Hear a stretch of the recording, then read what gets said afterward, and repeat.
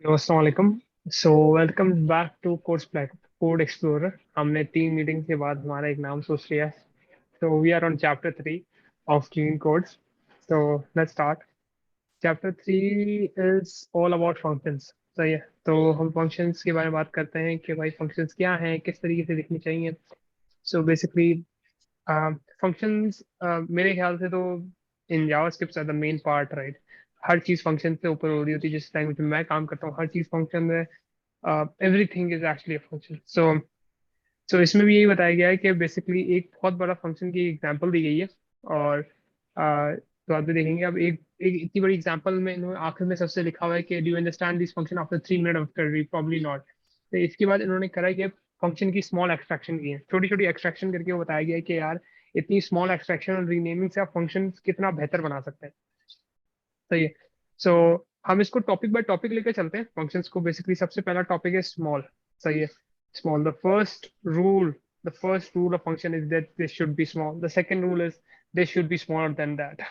सो तो इसमें ना एक बहुत बड़ा लोगों का आर्गुमेंट भी आता है कि यार स्मॉल फंक्शन कितने स्मॉल के, क्या कितने स्मॉल फंक्शन होने चाहिए।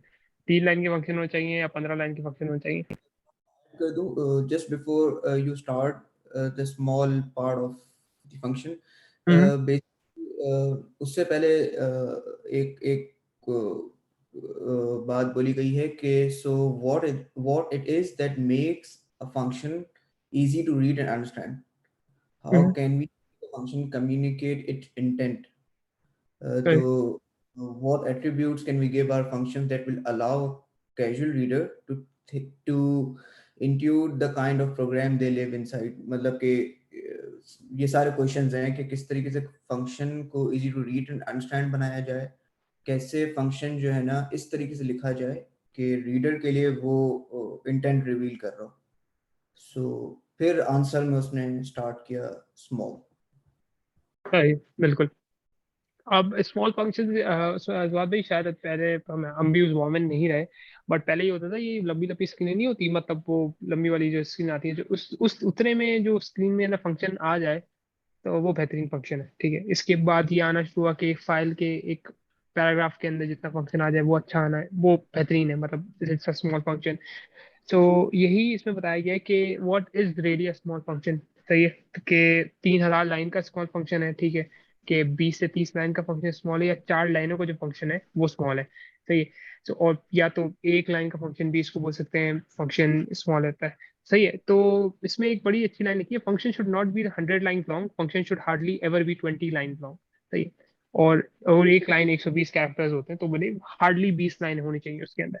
बट हम जैसे जैसे आगे प्रोग्रेस करते जा रहे हैं, हम ये देखते हैं कि हर चीज एक स्मॉल एक्सट्रैक्ट फंक्शन के अंदर हम बिठाते जाते हैं। सही है। तो उसमें एक तरीका ये भी है कि हमें एक्सट्रैक्शन करनी क्यों है। सही है। सही है, एक बेसिक तरीका है कि हमें एक्सट्रैक्शन किस चीज के लिए करनी है। सही है, जरूरी नहीं कि एक ही फंक्शन के अंदर हम 4 काम जरूर बिल्कुल आसानी से कर सकते हैं, इसका कोई मसला नहीं है। But once you break down them down into multiple functions, एक तरीके से आपकी एक इंटेंशन रिवीलिंग भी हो रही है और आपका फंक्शन भी स्मॉल से स्मॉल होता जा रहा है। So that's, I think, basically is a really small pumpkin. हम्म, बिल्कुल। और अगर इसमें मतलब जो स्क्रीन की बात की तुमने कि नंबर ऑफ लाइंस, क्योंकि पहली बड़ी स्क्रीन्स होती थी तो नंबर ऑफ लाइंस भी ज़्यादा होती थी। सो अब इसने एक लाइन लिखी हुई है कि lines should not be 150 characters long and function should not be 100 lines long. So function should hardly ever be 20 lines long. मतलब ये Mm. बात उसने की है जब आई थिंक 10 साल हो गए इस बुक को, और I don't know, but I think around 10 years before ये बात की गई है कि function should hardly ever be 20 lines long. So ये यस, अगेन क्वेश्चन ये था कि how can we make function easy to read and understand? Answer Mm. is the first answer is let's make the function small. Let's create the function small. And how small it should be? It should be, अगर हम answer दें कि कितना small lines में, तो very basic easy answer is let's keep 20 lines long. Yeah. ये अगर basic example नहीं है। उसके बाद ही हमने जैसे स्टार्ट की थी, बात की थी कि function should do only one thing. अगर आपका फंक्शन एक ही काम कर रहा होगा it would automatically be small. सही है। सो ये भी एक चीज है, और इसके अंदर एक बड़ी बोल्ड में लिखा हुआ है जो function should do only one thing.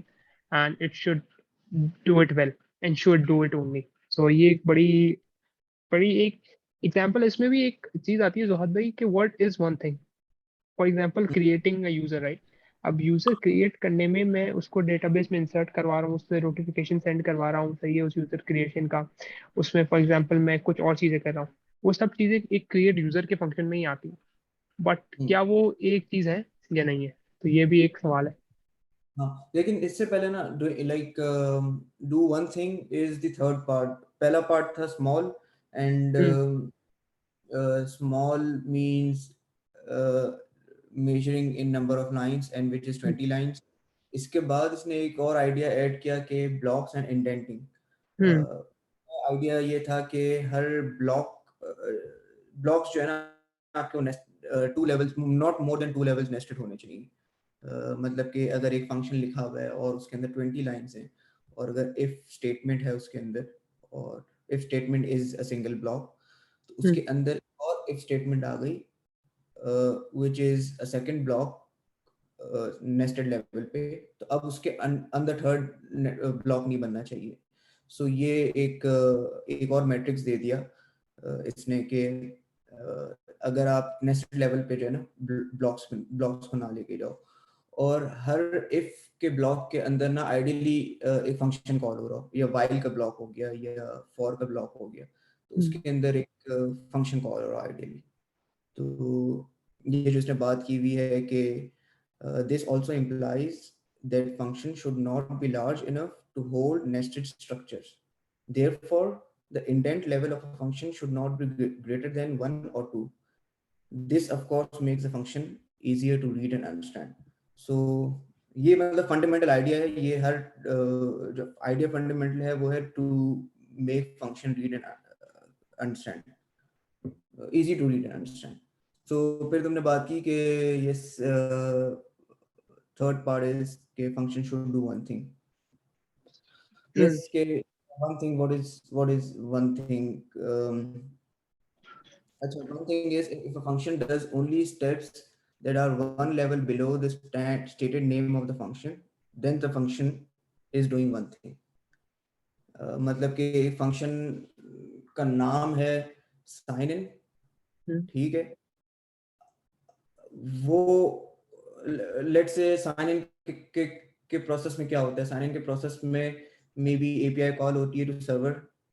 अगर हम हम्म। फ्रंट एंड की बात, फ्रंट एंड अगर लेट्स से साइन इन का फंक्शन लिखा हुआ है फ्रंट एंड के अंदर, तो उसके अंदर एपीआई कॉल हुई, सही है, उससे पहले वैलिडेशन हुई फॉर्म अच्छा। की, ठीक है। बिल्कुल। तो ये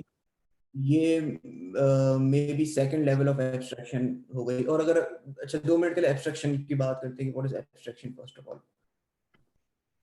राइट। ठीक है। एब्स्ट्रैक्शन इज सिंपली कि आपने कुछ डिटेल्स को एक कॉन्सेप्ट देके उसको हाइड कर दिया, ठीक है। ठीक है, एक फंक्शन बना लिया इसका, एक बड़े फंक्शन के अंदर स्मॉल फंक्शन, एक एक्सट्रैक्शन।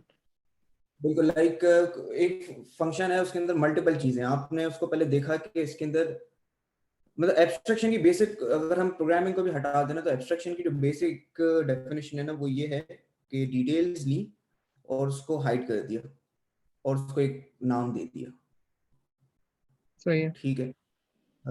डिटेल्स को हाइड करना, बेसिकली किसी भी चीज की डिटेल्स को हाइड करना, सो वो एब्स्ट्रैक्शन होती है। तो अब लेट्स से साइन इन का, अब थोड़ा प्रोग्रामिंग में आ जाता है कि साइन इन का फंक्शन है, ठीक है। साइन इन के फंक्शन के अंदर जो वैलिडेशन है ना वो it could be detail of the sign in सही है। फंक्शन। साइन इन एक फंक्शन है जिसके अंदर validation could be a detail, but of course how the username is being validated or how the password is being validated is the more detail of the validation function, बिल्कुल। ठीक है। तो ये जो उसमें एसेंशियली जो बात की गई है ना वो ये की गई है कि जितनी भी डिटेल्स है ना आपको उसको तोड़ना है और उसको एक फंक्शन में रैप करना है। तो साइन इन का फंक्शन है, तो उसके अंदर जो है ना वैलिडेशन की डिटेल्स नहीं होनी चाहिए, उसके अंदर वैलिडेशन का फंक्शन कॉल होना चाहिए।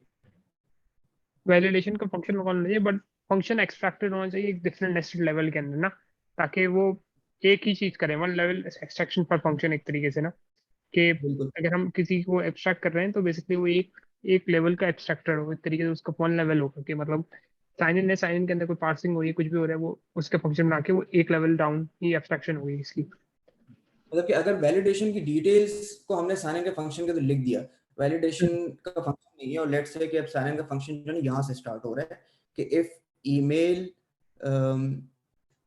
is not empty and password is greater than 6 characters, then continue। अगर ये स्टेटमेंट लिखी तो ये एक डिटेल्ड स्टेटमेंट है जो कि साइन इन के फंक्शन के अंदर नहीं होनी चाहिए थी। ठीक ओके। है, ये क्योंकि ये एक डिफरेंट कॉन्सेप्ट है, ये इसको इसको इसको इसको उठा के वैलिडेशन का कॉन्सेप्ट दिया और उसको वैलिडेशन के फंक्शन के अंदर डाल दिया, और देन वैलिडेशन के फंक्शन साइन इन के अंदर कॉल कर दिया। तो then sign in is doing one thing. अगर उसके अंदर डिटेल्स मौजूद है, then sign in is not doing one thing. मतलब जो वन थिंग का जो कॉन्सेप्ट है ना, वो यही है कि जब आप पढ़ रहे हो ना, तो आप साइन इन के कॉन्सेप्ट को पढ़ रहे हो, आप वैलिडेशन को ना पढ़ो कि वैलिडेशन के अंदर क्या हो रहा है। ठीक है, आप बिल्कुल। साइन इन को, अब आप पढ़ रहे हो लेट्स से, तो आपने सिर्फ एक चीज पढ़ी, if the form is validated then. आपने ये नहीं पढ़ा कि फॉर्म किस तरीके से वैलिडेट हो रहा है, क्योंकि आप साइन इन को पढ़ रहे हो, आप फॉर्म वैलिडेशन को नहीं पढ़ रहे हो। तो again it's for a reader कि उसको ये लगे कि ये वन थिंग हो रही है। एक तरीके से, so इसमें एक बड़ी चीज लगी, if a function does only the those steps that are one level below the stated name of the function, then the function is doing one thing। सही है, तो इसमें यही कहा गया है कि अगर फंक्शंस के नेम के अंदर जो चीजें हो रही हैं और उसके अंदर इसके अलावा कोई साइड इफेक्ट है उसके, फॉर एग्जाम्पल वो उसके एक लेवल डीप डाउन हो रहे हैं तो फंक्शन एक ही चीज कर रहा है, बट अगर वो उसी के अंदर हो रहे हैं तो फंक्शन एक चीज नहीं कर रहा। So it's break the it is a violation of doing one thing in a function. सही है। आपका एग्जांपल एक साइन इन का फंक्शन है, साइन इन के फंक्शन के ना मल्टीपल चीज हो सकती हैं। आप यूजर को नोटिफिकेशन भेज सकते हो, फॉर एग्जांपल क्रिएट यूजर का फंक्शन है। सो फॉर एग्जांपल आप उसमें यूजर को नोटिफिकेशन जा सकता है, उसमें डेटाबेस इंसर्शन हो सकती है, उसमें कोई और वेट लिस्ट में कुछ बहुत सारी चीजें हो सकती हैं, हर किसी सिस्टम का अलग अलग होता है। So if you are doing that all in the one function, so your function violates the root of that. But अगर आपने वो फंक्शन की बेसिक एब्स्ट्रैक्शन, सब जितनी भी आपकी सिनेरियोज होने उनकी एब्स्ट्रैक्शन कर दी। फॉर एग्जांपल आपने सेंड टू नोटिफिकेशन का एक फंक्शन बना दिया, आपने एब्स्ट्रैक्शन का नोटिफिकेशन क्रिएट यूजर का इन डेटाबेस का एक फंक्शन बना दिया, जो so that means your function is doing one thing. और वो इसी में यही उस लाइन में यही कहा गया है, if a function does only those steps that are one level below the stated name of function, then the function is doing one thing। सही है, तो बेसिकली यही आप जब भी अपना फंक्शन बनाए, आपने फंक्शन का नाम देखना है कि यार अच्छा मेरा फंक्शन का नाम है क्रिएट यूजर। सही है, for example it's create user. और अगर मैं उसमें नोटिफिकेशन सर्विस की पूरी एक कॉन्फ़िगरेशन लगा के नोटिफिकेशन भेज रहा हूँ, so am I doing the right thing? हाँ, वो क्रिएट यूजर की एक साइड इफेक्ट है कि मुझे यूजर को नोटिफिकेशन भेजना है, but is it does that functionality should be here right now, or that functionality should be abstracted? That's the thing we should always think about कि यार जब भी हम कोई फंक्शन लिख रहे हो। So that's the thing। Okay। तो उसके बाद वही एक टॉपिक आ जाता है इसका, वन लेवल एब्स्ट्रैक्शन पर फंक्शन, जिसकी अभी हम बात कर रहे थे। बेसिकली वही इसमें आ जाता है। तो in order to make function are doing one thing, we need to make sure that the statement within our function are all the same level of abstraction. तो ये, सो बेसिकली यही यही इसमें कहा गया है कि यार कि जब आप जो भी फंक्शन लिख रहे हो, तो आपकी जो एब्स्ट्रैक्शन कर रहे हैं आप, जो एब्स्ट्रैक्शन वो वन लेवल डाउन है या नहीं है। तो अगर आप सब इसी में लिख रहे हैं सारी चीजें, तो basically you are violating that principle of one thing one function वाली चीज। इस पे आपका कुछ ओपिनियन है तो ये आगे बढ़े इस पे। इस पे जैसे कि इसने बहुत अच्छी दो टर्म्स यूज की है, बड़ी जबरदस्त के, एक होती है कॉन्सेप्ट और एक होता है डिटेल। तो कॉन्सेप्ट और डिटेल जो है ना, उसको हमेशा अलग रखना है हमने, तो उनको मिक्स। तो असल में अगर साइन इन के अलावा कोई एग्जांपल आ जाए ना माइंड में, अभी पता नहीं क्यों साइन इन की एग्जांपल आ रही है, बट मे भी बहुत कॉमन चीज है, हम लोग करते हैं इसलिए। तो साइन इन एक कॉन्सेप्ट है, ठीक है। अब साइन इन के उस कॉन्सेप्ट की इम्प्लीमेंटेशन डिटेल्स हैं, ठीक है। वो हमने बिल्कुल। बिल्कुल, जिसका जो एक और कॉन्सेप्ट है ना कि किस तरीके से ब्रेक डाउन करना है वन लेवल ऑफ एब्स्ट्रैक्शन पर फंक्शन, तो इसने किया कि अगर के डिटेल और कॉन्सेप्ट मिक्स हो जाए ना, तो it is words like broken Windows. मतलब कि ब्रोकन विंडोज एक कॉन्सेप्ट है जो कि प्रैग्मेटिक प्रोग्रामर की बुक में था, कि फिर वो फैलना शुरू हो जाता है। मतलब कि फिर हर कॉन्सेप्ट के अंदर आपको डिटेल्स नजर आएंगी हर जगह पे, ठीक बिल्कुल। है। जैसे कि तुमने कहा ना, क्रिएट अकाउंट एक कॉन्सेप्ट है, ठीक। अब क्रिएट अकाउंट के कॉन्सेप्ट के अंदर इतनी माइनर डिटेल्स जो है ना वो यूजर को नजर ना आ रही हो। यूजर कौन है? जो रीडर है उस क्रिएट अकाउंट फंक्शन रीडर। का। उसको उसको नजर ना आ रहा हो कि मे बी क्या नजर ना आ रहा हो, लेट्स से कि वैलिडेशन एक चीज हो गई कि क्रिएट अकाउंट के अंदर फोन नंबर कैसे वैलिडेट हो रहा है, ठीक है। हाँ, बिल्कुल, मतलब अगर उसका इंटेंट जो है ना वो क्रिएट अकाउंट को समझना है, क्रिएट अकाउंट को पढ़ना, क्रिएट अकाउंट के कॉन्सेप्ट को समझना है, तो उसके आंखों उसकी उसकी तरफ ना वो नजर ना आए कि फोन नंबर कैसे वैलिडेट हो रहा है। सिंपल सी बात ये। अगर सही। उसको क्रिएट अकाउंट्स को समझने में अगर ये दिख गया कि फोन नंबर कैसे वैलिडेट हो रहा है, तो ये वो डिटेल पे चला गया, उसको जाना नहीं चाहिए था। इम्प्लीमेंटेशन डिटेल है वो, एक तरीके की इम्प्लीमेंटेशन डिटेल है जो वहां नहीं होनी चाहिए। बिल्कुल। तो उसको अगेन जो तुमने बात की कि उसको हमने एक्सट्रैक्ट करना चाहिए और एक फंक्शन के अंदर डालना चाहिए जिसका नाम वैलिडेशन दे दे। और वो अब वैलिडेशन जो है ना वो एक कॉन्सेप्ट है अलग, ठीक है। क्रिएट अकाउंट अलग कॉन्सेप्ट है, वैलिडेशन अलग कॉन्सेप्ट है। और अगर फोन नंबर कैसे वैलिडेट हो रहा है उसकी डिटेल्स जो है ना उसको वैलिडेशन के कॉन्सेप्ट के अंदर मिल जाएगी, इट मींस फंक्शन के अंदर मिल जाएगी। बिल्कुल। तो ये सो दो अलग यही अलग है वर्ड्स हैं बड़े। कि वो ये कि इम्प्लीमेंटेशन डिटेल जो अभी आप फंक्शन एब्स्ट्रैक्ट करते हैं, तो ये आपको आप अपनी उस फंक्शन की इम्प्लीमेंटेशन डिटेल हाइड करना चाहते हैं। तो ये फॉर एग्जांपल मैंने बहुत जगह देखा है कि आप इफ कंडीशन के अंदर फॉर एग्जांपल लिखते हैं कि यार और फोन नंबर इस तरह की चीजें, तो अगर आपने वो इफ कंडीशन को कोई एक फंक्शन में रैप करके उसको नाम दे दिया ना, for the reader, for the engineer जो वर्कर है उसके लिए ज्यादा आसानी होगी उसको पढ़ने में कि अच्छा यार अगर आपका लिमिट इतनी हो तो ये इसके लिए ज्यादा अच्छा है। तो ये वाली चीज काफी मैटर करती है। बिल्कुल, जैसे कि इफ की कंडीशन होती है, कितनी दफा हमने देखी कि कंडीशन कितनी कॉम्प्लेक्स लिखी होती है। मतलब कि एंड ऑपरेटर्स, फिर देन और ऑपरेटर्स, मतलब एक लेट्स से कि एक इफ की कंडीशन है उसके अंदर मल्टीपल चेक्स लगे हुए हैं, हम्म। सही है। अब वो जो चेक्स है ना, सारे चेक्स को अगर एक फंक्शन के अंदर रैप कर दिया ना, तो एग्जैक्टली हमने जो है ना डिटेल्स को हाइड कर दिया और उसको एक नाम दे दिया। बिल्कुल बिल्कुल। ये बिल्कुल परफेक्ट एग्जांपल है कि जब भी हम इफ की कंडीशन को देखें ना कि मल्टीपल चेक्स लगे हुए हैं, जैसे कि एक condition A and B and C and D एक ही इफ के अंदर, तो देन हम उसको एक फंक्शन के अंदर रैप कर दें।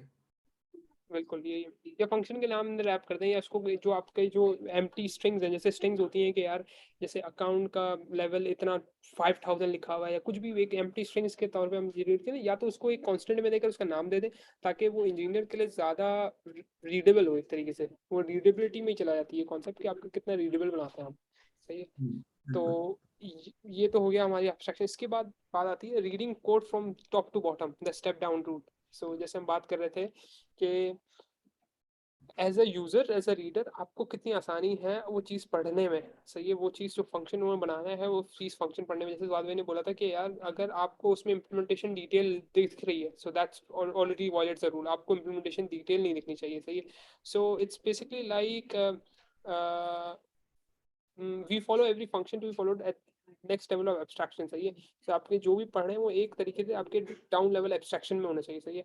सो आपको इतना फोकस ना करना पड़े कि यार कि अच्छा अच्छा ये जो वैलिडेशन हो रही है इसका अच्छा ईमेल का फॉर्मेट ये होना चाहिए, या इसके अंदर ये चीज़ का फॉर्मेट ये होना चाहिए, अगर आप उस फंक्शन के अंदर नहीं है तब तक।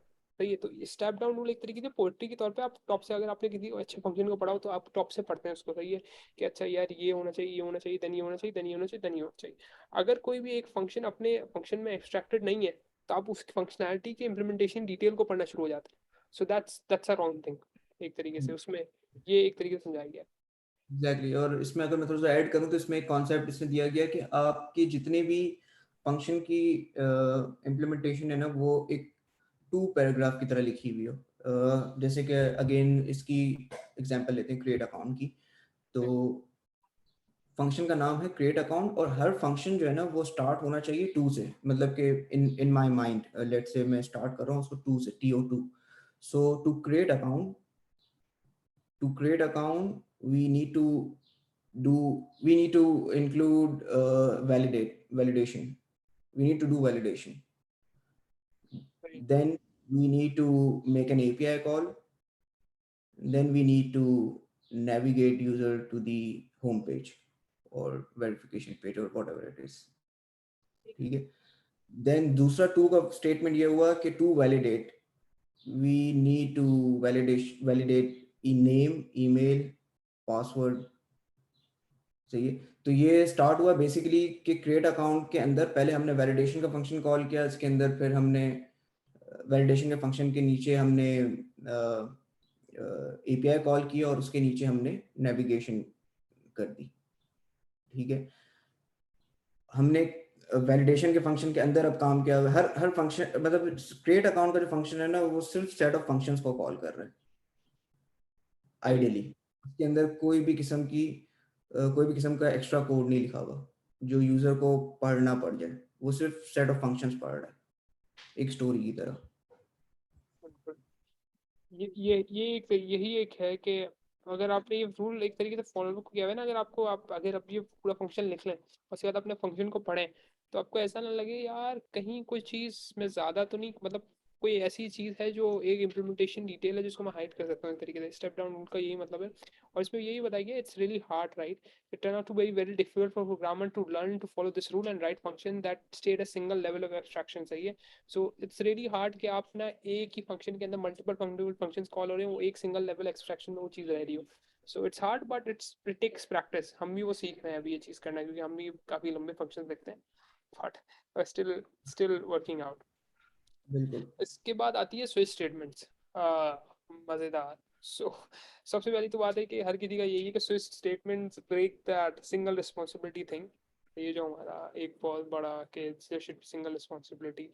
बट इसमें ये कहता गया है कि भाई अगर आप कहीं भी स्विच स्टेटमेंट इस्तेमाल कर रहे हैं कहीं भी है, तो it should be deeply nested down, सही, in your function. For example either through polymorphism और either through some some abstracted function, right. सही है। तो एक तरीके से ये अगर स्विच स्टेटमेंट यूज कर रहे हैं तो it should be really deeply nested के, मतलब अगर कोई एक फंक्शन है फॉर एग्जांपल एम्प्लॉइज का, सही है, इसमें एम्प्लॉय आपको ये बताना है कि भाई एम्प्लॉय की सैलरी किस तरह कैलकुलेट होगी, सही है, और एम्प्लॉय की सैलरी बेस्ड ऑन आवरली, अगर एम्प्लॉय का टाइप के कमीशन है, आवरली है या सैलरी है, और बेस्ड ऑन दैट आपको वो कैलकुलेट करना है। ठीक है। तो आप क्या करोगे, सही है, अगर अब आपकी फॉर एग्जांपल एक एम्प्लॉय की टाइप कमीशन है, एक एम्प्लॉय की टाइप सैलरीड है और एक एम्प्लॉय की टाइप आवरली है। अब इन तीनों की आपको सैलरी कैलकुलेट करनी है। ठीक है। तो आप या तो एक एम्प्लॉय तीन अलग अलग फंक्शन बनाओगे। ठीक है। तीन अलग function, calculate salary type for commission, calculate salary type for hourly, calculate salary type for salary. और इन तीनों फंक्शन को यूज करने के लिए आप एक एक बेसिकली एक पैरेंट फंक्शन बनाओगे जिसके अंदर वो तीनों फंक्शन कॉल होंगे विद इफ कंडीशन, राइट। अगर टाइप ये है तो ये है, तो वरना ये है। सो बेसिकली इसकी जगह एक अच्छा एब्स्ट्रैक्शन ये हो सकती है कि आपने एक एम्प्लॉय का वो बना लिया, एम्प्लॉय की फैक्ट्री बना ली, या कोई भी एम्प्लॉय का वो क्लास बना ली, उसके अंदर आपका स्विच स्टेटमेंट पहले से लगे हुए, सही है। सो स्विच स्टेटमेंट क्या लगे हुए कि भाई स्विच स्टेटमेंट लगे हुए टाइप के, सही, for example on the type उसके अंदर वही इंप्लीमेंटेशन दी हुई है कि केस अगर कमीशन है तो वो कमीशन की कॉल करे, आवरली है तो आवरली का फंक्शन कॉल करे, सैलरी है तो सैलरी का फंक्शन कॉल करे। बट होगा क्या, जब आप एम्प्लॉय डॉट गेट सैलरी करेंगे ना, तो एक्चुअली में वो पहले से ही आपकी सैलरी लेकर आ जाएगा बेस्ड ऑन दैट फंक्शन, सही है। तो उसमें एक तरीके से ये अच्छी एग्जांपल दी हुई है on based of like how you want to use switch statements. But I don't have much on it because I mostly don't try don't to use it.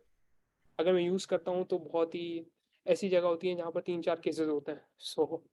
So I don't have anything else on this part of this one. बिल्कुल। और यही है कि switch statement को जैसे कहा कि बहुत स्मार्टली तरीके से यूज करना है,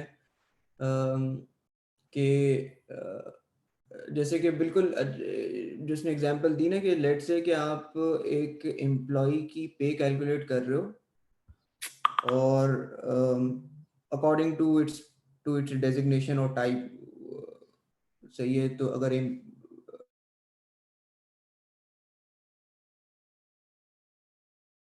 कैलकुलेट पे के लिए आपने उसके पैरामीटर में आपने उसको ई टाइप दे दिया, ठीक है। तो टाइप देने के बाद आप ऑफ कोर्स अंदर स्विच स्टेटमेंट्स लगाओगे कि केस अगर एग्जीक्यूटिव है तो ये पे रिटर्न करे, अगर केस इंटर्न है, या इंटर्न की तो खैर पे नहीं होती, केस अगर सीनियर है या लीड है या मैनेजर है तो ये, सो ये आपने मल्टीपल केसेस के अगेंस्ट में आपने पे रिटर्न कर दिया, ठीक है, या पे का फंक्शन रिटर्न कर दिया, वट एवर इट इज, ठीक है। लेकिन इसी तरीके से आपने अब पे के अलावा लेट से कोई और चीज एम्प्लॉय की, मे बी वो वेकेशंस हो, ठीक है, जो बेस्ड ऑन अगेन टाइप ही हो एम्प्लॉय की। तो अब आप ये स्विच स्टेटमेंट जो है ना हर फंक्शन के अंदर पुट करोगे, बिकॉज आपने हर फंक्शन, बिकॉज यही रिक्वायरमेंट है ना कि हर एम्प्लॉय की जो सैलरी हो, जो वेकेशंस हो, जो अदर थिंग्स हो, वो उसकी डेजिग्नेशन पे डिपेंड हो, ठीक है। तो आप हर जगह फिर आप स्विच स्टेटमेंट लगा रहे हो हर फंक्शन के अंदर, ठीक है। सो स्विच स्टेटमेंट लगाने का मसला क्या होता है, जब आप किसी भी फंक्शन में स्विच स्टेटमेंट पुट करते हो तो इट इज़ वेरी हार्ड कि वो स्मॉल रहे, ठीक है। वो कभी भी डू वन थिंग के क्राइटेरिया पे नहीं उतरेगा, बिकॉज उसके अंदर काफ़ी फंक्शंस कॉल हो रहे हैं, ठीक है। तो इसलिए उसने बताया कि जब आप इस तरीके की स्विच स्टेटमेंट लिखो तो buried inside the deeper level, मतलब बहुत डीप जाके स्विच स्टेटमेंट को लिखो। तो इसमें जावा के अंदर ऑब्जेक्ट ओरिएंटेड वे में इसने बताया कि आप उसकी वो बना लो, फैक्ट्री बना लो, ठीक आज है। बना। हम अज्यूम करते हैं साथ कि हम जावा स्क्रिप्ट के अंदर ही कैसे करेंगे, हम्म। ठीक है। लेट्स से कि हमारे पास 3 फंक्शन है, calculate pay, hmm. Calculate and calculate, I think इसने भी कुछ एग्जांपल दी थी। 3 चीजें ले लेते हैं, एक पे कैलकुलेट हो रही है, एक एक लीव आवरली बेस पे हो रही है, एक आवरली बेस पे हो रही है, एक कमीशन बेस पे हो रही है, और एक सैलरी बेस पे हो रही है, ठीक है। ये 3 फंक्शन कॉल। अगर अगर मैं अभी सोचता हूँ ना कि इसको जावास्क्रिप्ट में कैसे करेंगे, सो एग्जांपल, एक जावास्क्रिप्ट के ऑब्जेक्ट के अंदर ना एक गेट का मेथड होता है, सही, get you can put actually in your के गेट सैलरी, इस तरह की कुछ। So I would probably do is like, मैं जैसे एक मेरा यूजर्स का प्रोजेक्ट है, उसके अंदर मैंने वो लिख लिया फंक्शन गेट सैलरी का, और गेट सैलरी के अंदर ही मैं दिस डॉट करके बेसिकली उसकी टाइप लूंगा, ठीक है, और मैं टाइप के बेस पे उसको स्विच स्टेटमेंट लगा दूंगा, ठीक है। अब मुझे, अगर मुझे अपने डीपली नेस्टेड कोई भी फंक्शन के अंदर मुझे उसकी सैलरी चाहिए होगी, तो मुझे स्विच स्टेटमेंट वहां इस्तेमाल नहीं करना पड़ेगा। मेरा स्विच स्टेटमेंट एक बेसिकली एक एब्स्ट्रैक्टेड ऑब्जेक्ट एक्सट्रैक्टेड फंक्शन के अंदर ऑलरेडी पड़ा हुआ है। अब मैं मुझे बस करना ये है कि मुझे वो ऑब्जेक्ट गेट करना है, और ऑब्जेक्ट करके मैं उसको अगर यूजर डॉट सैलरी करूंगा तो बेसिकली उस सैलरी के गेट करने पे मेरी वो फंक्शन रन होगा, ऑटोमेटिकली वो एब्स्ट्रैक्टेड तौर पे मेरी सैलरी ले आएगा। तो चाहे वो कमीशन हो, चाहे वो सैलरी हो, चाहे वो आवरली हो। मतलब तुम उस यूजर की अगर पे निकाल रहे हो, हम्म। एक पे निकाल रहे हो और एक उसकी लीव्स निकाल रहे हो हम्म। कि कितनी एनुअल लीव्स ले सकता है और कितनी पे इसकी है, हम्म। ठीक है। और ये दोनों चीजें जो है ना ये डिपेंड हैं उसकी डेजिग्नेशन पे।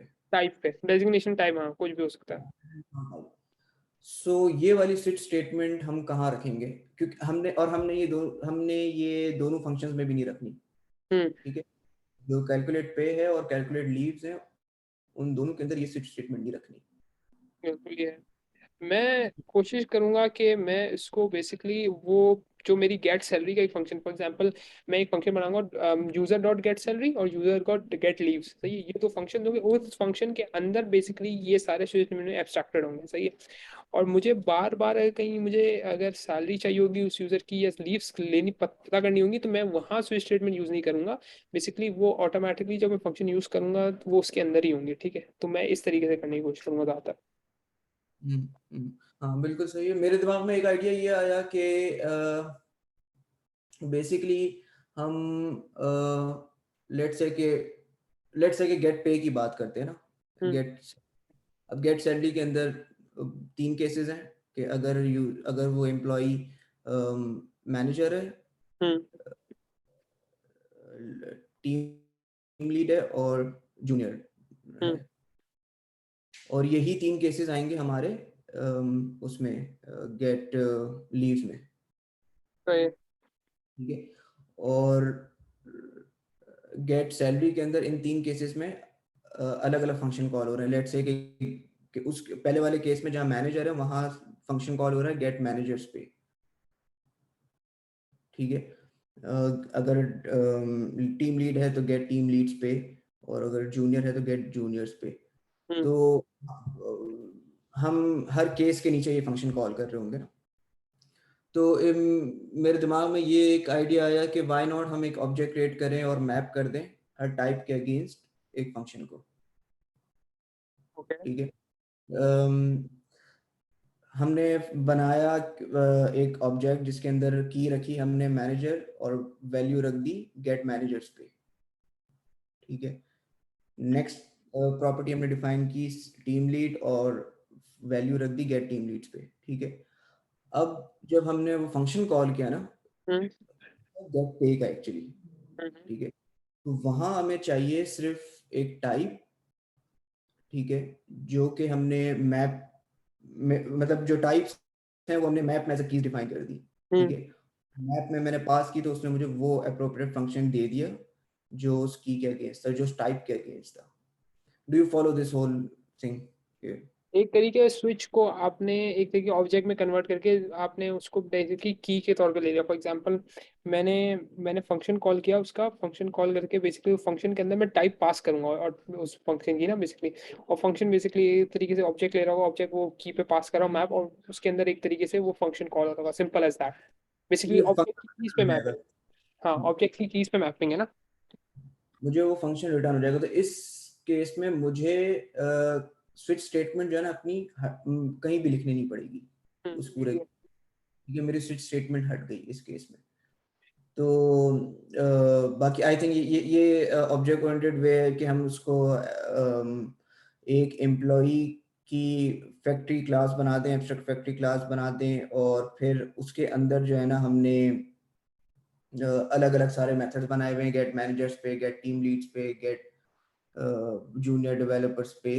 ठीक है। और एम्प्लॉई जो क्लास है मेन, उसके अंदर गेट पे का मेथड ही कॉल होगा, और फिर वो रन टाइम में पॉलीमॉर्फिकली जो है ना वो उस टाइप के अगेंस्ट जो फंक्शंस है वो जो मेथड्स हैं वो कॉल करेगा। तो this is good, but yes it's a good concept, very nice. बिल्कुल। इसके बाद चलो, ये तो कॉन्सेप्ट हो गया स्विच स्टेटमेंट्स का। इसके बाद एक कॉन्सेप्ट आता है यूज डिस्क्रिप्टिव नेम्स का। सही है। मैंने जहाँ काम किया है और अभी भी कहाँ जहाँ भी हम किस प्रोजेक्ट पे काम करते हैं, बेसिकली हम यही देखते हैं कि जो फंक्शन नेम्स होते हैं, कोशिश करते हैं हम लोग कि यार छोटा रखें यार, कि जितना छोटा हो सके। गेट नेम्स, गेट दिस, और हम कोशिश करते हैं कि भाई जितना छोटा नाम है ना उतना अच्छा है। बट इसमें ये बताया गया कि भाई जितना डिस्क्रिप्टिव है ना उतना ज्यादा अच्छा है। सही है। सो बेसिकली जितना डिस्क्रिप्टिव होगा ना उतना ही ज्यादा अच्छा है। उसमें लिखा don't be afraid to make a name long, और उसके अंदर एक और फंक्शन है don't be afraid to spend time choosing a name. सही है।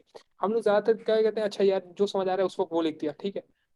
उसमें ये बोलेगा spend some time in choosing a good name for your function, because in the end अगर आप इसको एक महीने बाद देखोगे ना तो आपको पता नहीं चलेगा अबे शिट ये क्या करता था, इसका नाम तो ये है और कुछ ये कर कुछ और रहा है। सो बेसिकली अब क्या, ये तो बिल्कुल ही फकअप सीन हो गया। तो ये वाली चीजें नहीं करनी। बिल्कुल ये देखना है कि हमें कि हम जो नाम रखें या तो डिस्क्रिप्टिव हो, और डिस्क्रिप्टिव अगर नहीं है तो वो एक तरीके से इंटेंट रिवील कर रहे हो कि बेसिकली वो कर क्या रहे हैं। सही है। फॉर एग्जाम्पल अगर आप क्रिएट यूजर कर रहे हैं, तो अगर आपने यूजर क्रिएट किया लेकिन उस यूजर के अंदर आप सिर्फ एक स्पेसिफिक टाइप का यूजर क्रिएट कर रहे हैं, सो आपका फंक्शन इंटेंट रिवील नहीं कर रहा। सही है। कि आप create user for freelancer account for example, something like that. But अगर आपका वो इंटेंट रिवील नहीं कर रहा जो आपका फंक्शन वो कर रहा है पूरा, तो आपका फंक्शन बेसिकली किसी काम का नहीं है। So always make sure you descriptive name as much descriptive as it can be. सही है। और उसके अंदर एक और भी चीज ये भी थी कि use be consistent with your naming, right. कि अगर आप जो भी नेम इस्तेमाल कर रहे हैं, फ्रेज, नाउन, वर्ब्स, जिस जो भी इस्तेमाल करें अपनी मॉड्यूल्स में अपने उसमें, तो कंसिस्टेंट रहें। सही है। For example if you are naming your screen as pages, सही है, आपने अपनी स्क्रीन को सब पेजेस का नाम दिया, so make sure you are consistent with that कि आपने जहां जहां आपका पेजेस है वहां आपका नाम पेजेस के तौर पे। ठीक है। आपने अगर स्क्रीन यूज कर रहे हैं अपने, मतलब आपकी जो स्क्रीन का नाम अपने वेरिएबल स्क्रीन है तो वो स्क्रीन के नाम से ही चलता रहे, या कोई और नाम यूज करें तो वो एक अलग नाम से चले। जो आपने अपने सिस्टम में जो नाम बनाया हुआ है बेसिकली वो हर जगह यूज हो रहा हो। ऐसा ना हो कि कहीं स्क्रीन है कहीं पेजेस है तो कहीं कुछ और है, तो ये नहीं होना चाहिए। और एक बस एक पॉइंट ऐड कर दूं कि एक और इसमें अच्छी बात की है जिससे मैं काफी रिलेट करता हूँ कि choosing descriptive names will clarify the design of the module in your mind and help you to improve it। मतलब जितना ज्यादा आप सोचोगे ना डिस्क्रिप्टिव नेम, उतना ज्यादा आपके माइंड में जो है ना मॉड्यूल का डिजाइन क्लियर होता रहेगा। और इसके आगे इसने लिखा है it is not at all uncommon that hunting for a good name results in a favourable restructuring of the code. जब भी आप अच्छा नाम ढूंढने की कोशिश करते हो, डिस्क्रिप्टिव नेम ढूंढने की कोशिश करते हो, you end up restructuring your code because you realize के बेसिकली मेन फंडामेंटल स्ट्रक्चर में ही मसला है, इसलिए मुझे नेम ये रखना चाहिए, ये नेम रखने के लिए मुझे रीस्ट्रक्चरिंग करनी पड़ेगी। इस तरह की चीजें पे आप चले जाते हो। बिल्कुल, ये बहुत होता है। अगर आपका नेम अगर क्रिएट यूजर ऐसे तरीके का, तो आप इसके अंदर जो फंक्शनलिटी होगी आप भी सोच रहे हो अच्छा ये क्रिएट यूजर ही है ना, तो बेसिकली इसमें सब कुछ हो सकता है। But if you have a very specific name, so you try to be very specific in the implementation also. यार अच्छा ये अगर ये यूजर इस टाइप के ऑब्जेक्ट के लिए क्रिएट कर रहा है, तो क्या पता मैं टाइप इसके फंक्शनलिटी से ले लूँ या कुछ इस तरीके का करने की कोशिश करूँ, पैरम से लेने की कोशिश करूँ। सो ये बहुत होता है। That is something that we should be careful और स्पेंड सम टाइम। हम लोग, मैं खुद टाइम स्पेंड नहीं करता यार फंक्शनैलिटी और वेरिएबल नेमिंग के नामों पे। पार्ट आई थिंक जो सबसे पहला समझ आया वो लिख दिया, और इसके बाद सोचते हैं यार रिफैक्टर कर लेंगे, बट रिफैक्टर कभी होता नहीं है वो चीज़। So always spend some time on refactoring. तो क्या बोलते हैं जवाब भी, आगे फंक्शन आर्ग्यूमेंट स्टार्ट करें? आई थिंक 45 मिनट्स हो गए। So should we do a part 2 of this और उसमें बाकी टॉपिक्स कवर करें? आई थिंक हाँ, इसका पार्ट 2 करते हैं नेक्स्ट वीडियो में, एंड मे बी अगर वो पार्ट 2 जल्दी कवर हो गया तो हम नेक्स्ट चैप्टर को करने की कोशिश कर देंगे। बिल्कुल। So thank you so much for this. We already have 2 more videos already up on YouTube channel, अगर आपने वो नहीं देखी तो जरूर देखिएगा। हम ये बिल्कुल ही रॉ बनाने की कोशिश करते हैं, ज़्यादातर कोशिश करते हैं कि बिल्कुल रॉ जिस तरह हम डिस्कशन करते हैं। But if you have any suggestion please comment down below. हम यूट्यूब के अब उस स्पेस में आ गए, हमने चैनल बना लिया। Okay, thank you so much. अल्लाह हाफिज़।